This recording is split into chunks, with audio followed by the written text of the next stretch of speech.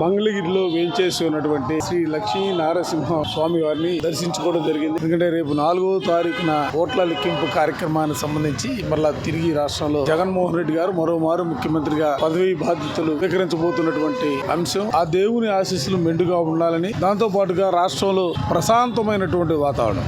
ఎందుకంటే ఎన్నికలు జరిగిన రోజు కానీ ఎన్నికలు జరిగిన తరువాత కూడా అనేక ప్రాంతాల్లో హింసాత్మకమైనటువంటి సంఘటనలు జరిగాయి. అవన్నీ కూడా జరగకుండా రాష్ట్రం ప్రశాంతంగా ఉంచాలని దేవుణ్ణి ప్రార్థించడం జరిగింది. జగన్మోహన్ రెడ్డి గారు ముఖ్యమంత్రిగా కాకమునిపే ఈ రాష్ట్రంలో ఉన్నటువంటి ప్రజానికం 51% ఓట్ల షేర్తోనూ 151 సీట్లు ఇచ్చినటువంటి పరిస్థితులు. ఇవాళ ముఖ్యమంత్రిగా 5 సంవత్సరాలు పరిపాలన చేసిన తర్వాత ఆయన తీసుకున్నటువంటి సంక్షేమ కార్యక్రమాలు కానీ అభివృద్ధి పథకాలకు సంబంధించి కానీ వాళ్ళ ప్రజల్లో వాళ్ళ జీవితాల్లోనే ఒక మార్పు కలిగినటువంటి పరిస్థితులు కూడా స్పష్టంగా కనిపిస్తా ఉన్నాయి. కాబట్టి గతంలో కంటే కూడా ఓట్ల శాతం పెరిగిపోతా ఉంది, సీట్లు కూడా పెరగబోతా ఉన్నాయి.